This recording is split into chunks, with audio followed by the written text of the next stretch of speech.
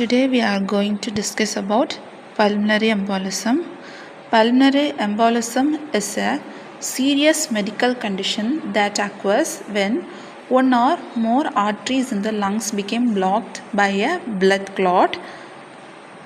This blockage can cause significant damage to lungs and other organs due to reduced oxygen levels, and in severe cases it can be life-threatening.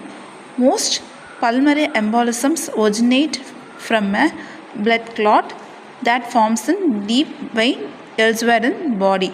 Most often in legs, this is known as deep vein thrombosis. The clot then breaks off, travel through the bloodstream and gets stuck in the pulmonary arteries. Together, DVT and pulmonary embolism are referred to as venous thromboembolism. Then the sources of pulmonary embolism are from air embolism, fat embolism, amniotic embolism, septic embolism or tumor embolism. Then the symptoms of pulmonary embolisms are symptoms can be vary depending on the size of the clot, how much the lung is affected and whether the person has underlying heart or lung condition. Some of the common symptoms include sudden shortness of breath. So this is the most common symptoms occur even at the rest. Then chest pain. So the chest pain will be very sharp and stabbing. Then rapid breathing, increased heart rate, coughing, dizziness, lightheadedness, fainting, then anxiety, sweating, leg pain, redness, swelling, especially if the pulmonary embolism originates from a DVT, that is the deep vein thrombosis in the leg.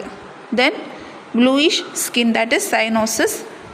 It is less common symptom but a sign of severe oxygen deprivation.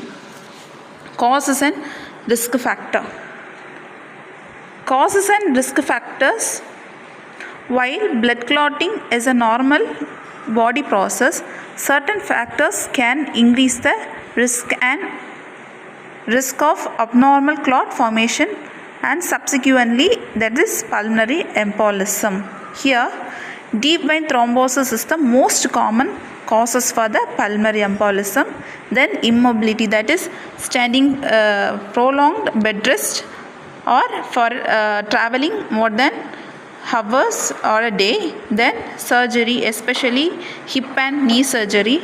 Then cancer and their treatments are also the causes for the pulmonary embolism. Then trauma or any injury.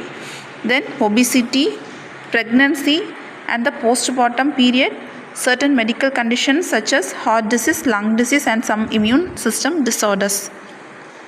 Then smoking are some of the causes and risk factors for the pulmonary embolism. Then diagnosis, we can see the diagnosis of pulmonary embolism.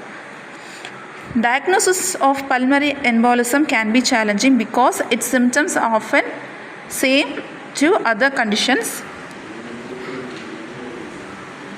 Then we can be perform physical exam, then reviewing the medical history and other various tests which may include D-dimer blood test. It is used to measure a substance released when blood clot breakdown. High level can suggest a clot but further testing is usually needed. Then CT angiography is done. Then X-ray, ultrasound especially to check DVT, chest X-ray to rule out the other lung conditions. Then electrocardiogram to rule out the heart problems. Here echocardiogram also done to evaluate the heart function, particularly the right side of the heart, which can be strained by pulmonary embolism. Then treatment. The treatment aimed to prevent clot from getting bigger. So the treatment aimed to get dissolve existing clot and prevent new clot from forming.